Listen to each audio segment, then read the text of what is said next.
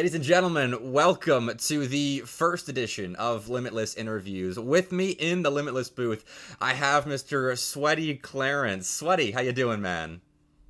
Very good, thanks. Yeah, it's been a good off season, and I'm keen for the start of RLCS again. I love to hear it. I'm looking forward to this season as well. But starting off this interview, I want to take you way back, like to the kind of the beginnings of your competitive journey. I want to know exactly how did you get into competing, and specifically competing in Rocket League. So, like many other players, I started as a casual player, just playing for the love of the game. And then I met someone in ranked, right? And then like they said I must join a six-man server, Hmm. and I was like, I don't know what it was and everything, and then yada yada. Eventually, I joined, right? And then like the timing was crazy because as soon as I joined the six-man server, like there was an announcement like in the six-man server part that said RLCS will be coming to SSA, and I had no clue what all of this Wow. meant. And obviously there was so much hype around it, and I was just asking questions, and then eventually I saw it was like a competitive part of the game for South Africans. Yeah, and I was keen to join.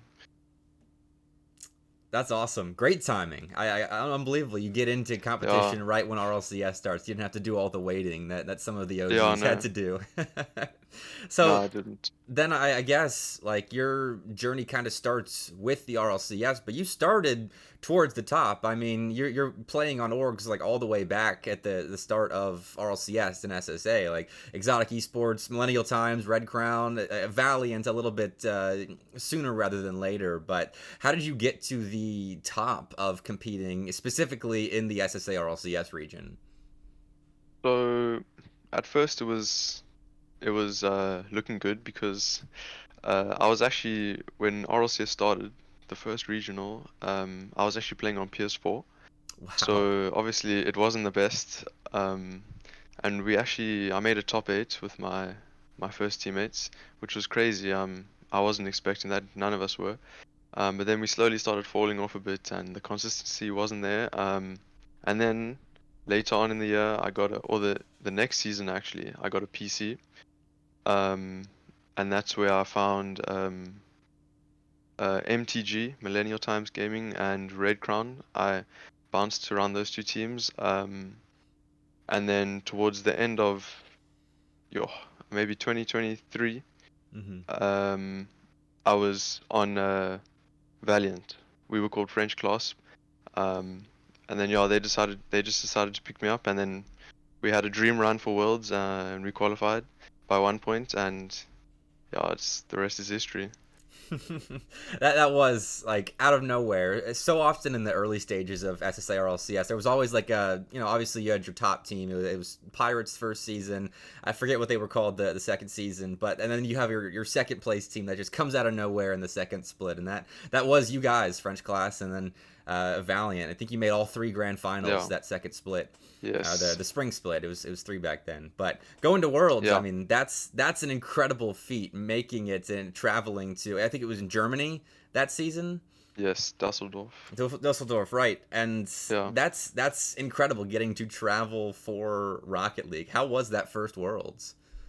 Yeah. It was like a shock because I had obviously seen the old Pirates and the old Bravado teams go, and like I saw what it looked like to play on land, but like I didn't know the feeling. And yeah, it was a shock when we made it. I was in the middle of writing exams, and we qualified, and I ended up not studying the night that I was writing my physics exam because I was playing RLCS. And yeah, I wrote my exam the next day, with the thought of going to Germany in my head. And yeah, just traveling and being there with the team, boot camping, and playing on the land stage is like it's a different feeling. Like Hmm. you can't get that feeling anywhere else. It's one of a kind, that's for sure. I'm sure we're all wondering now, how did you do on that physics exam when you were trying to Uh, write it, thinking about RLCS? no, not as good as I should have. Let's just say that. Yeah, Well, fair enough. That's a pretty big distraction. That was kind of laid at yeah, your yeah, feet right there.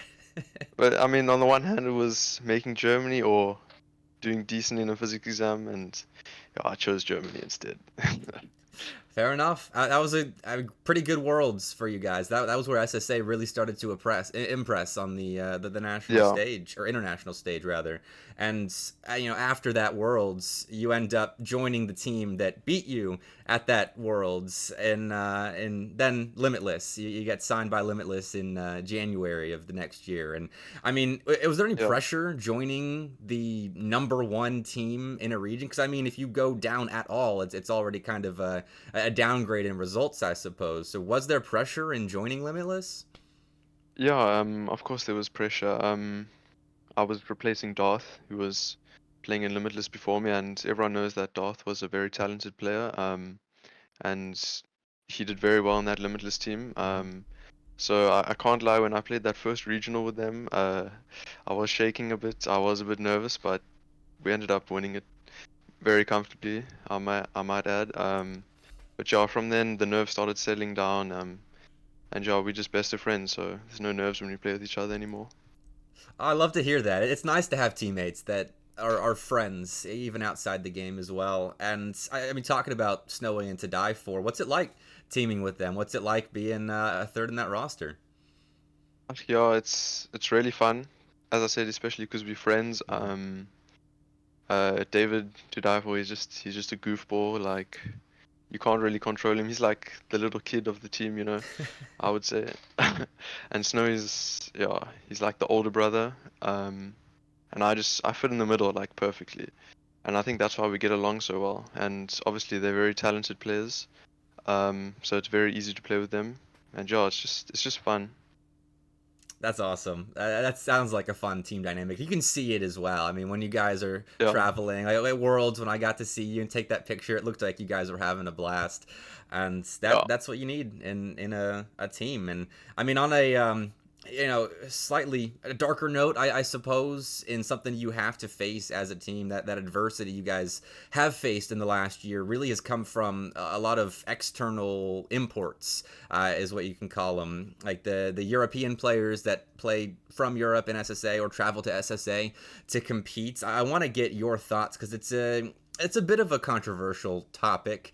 The imports coming to SSA to farm points and money and sometimes major spots. I mean, what's your take on that whole situation? My take is, if you're not from that region, you shouldn't be playing for that region. It's the same as like the Olympics. You can't have an American representing South Africa in, let's just say, tennis. Like it Hmm. doesn't work like that. Um, uh, a European shouldn't be representing a sub-Saharan African. Uh, a North American shouldn't be representing a European, vice versa. It goes for all regions, and I just think only people from that region should represent that region. So then, I mean, the second major or second split last season, that was kind of the crux of all of the imports conversation when Mobula came in and was able to take the SSA spot from you guys. How did that feel, seeing a full Spanish roster representing sub-Saharan Africa at a major? Yeah, it wasn't a good sight. And yeah, when we saw them go, we didn't see them as representing Hmm. SSA. We just saw them as another European team that honestly didn't deserve to be there. Um, and I mean they didn't really do anything at that major, which yeah, just shows even more they don't deserve to be there because they're not representing Sub-Saharan Africa. Um, but yeah, I think at Worlds we showed that we are start being able to compete now. And yeah, we're just excited to play the season and show everyone that. That's the brighter notes, honestly. Like coming out of that second split, you guys still made worlds, and you still got to travel to Texas, compete there, where I got to see you guys. Yeah, Like that was an electrifying performance. I was telling everybody that event that when you guys played that third series of Swiss in front of the crowd. Like that could have been bad. You guys could have folded under pressure, but you put on an absolute show. The 0-second goal, I forget which game that To Die For scored, was insane. How was that experience playing in the middle of an arena where thousands of people have their eyes in person focused on you guys? Yeah, I mean the atmosphere is it's just electric. Like when you get on the stage, you can feel the vibrations of the production, Huh. like on your feet. You can just feel the stage vibrating.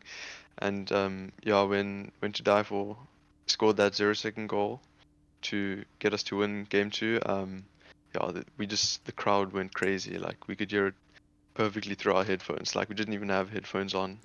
And yeah, it was an amazing moment. So much fun. That's a memory I'll never forget, being in the crowd for at an RLCS event. That was so hype. And I mean, it wasn't just playing either. I mean, there's a full experience of traveling, getting to see some sights, going to after parties, meeting fans around the arena. Talk about as a whole that trip to your second Worlds there in Texas. Yeah, we started off with a boot camp, which was extremely helpful, and uh, that's one of the main reasons we had pretty good worlds. Because John and Bigson they helped us with the boot camp. And yeah, just being in that competitive LAN environment, just there's no other feeling. And yeah, as you said, the after parties, just like it's like one big family. All the world's teams coming together.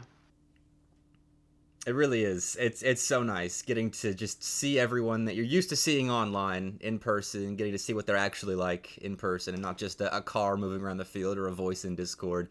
It is an awesome experience. And I mean, there's another land you guys got to go to last season, the Esports World Cup. What was travel Yeah. for that like? I know there's a big video coming out on the Limitless social media platforms about your experience, but you talk about your personal travel experience there. Yeah, the travel experience is like any other. You just uh, it's a normal long plane flight because we're from South Africa. And yeah, Saudi this time actually, yeah, no, it's extremely hot there. Hmm. But obviously the hospitality is great.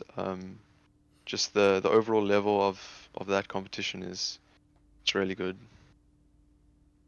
You guys again put on a show there. Great lead up to Worlds, I think. But Yeah. as a whole, I mean, looking back at 2024 as 2025 is about to start, would you call that season a success? I mean, it had its ups and downs, but would you call it a success? I think the latter parts of the season was somewhat of a success. I think just because the beginning of the season we didn't take a game at Copenhagen and Hmm. we didn't make major two, but then obviously towards the end of the season, um, we obviously did much better.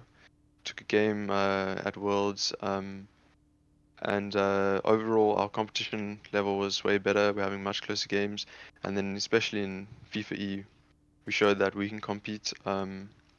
Where yeah, we should have taken a game off Belgium. Hmm. They scored 0 seconds off us, but then we also took a game off OCE and obviously England in the end, which was yeah. I mean We that. call it SSA's first major win because England it's a major Yeah. team. Yeah.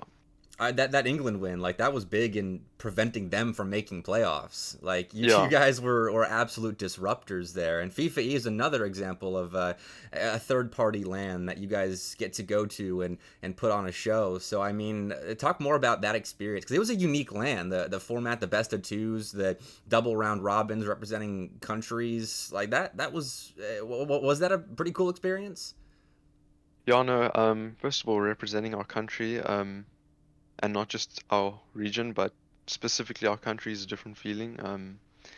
And yeah, we were so proud, and very grateful we had the opportunity. And then, yeah, it's just, yeah, overall the production was great, and uh, the format of best of twos, which we actually loved because Hmm. we actually ended up playing many games. Like a minimum of 14, Hmm. 14 games. And yeah, that was to our advantage.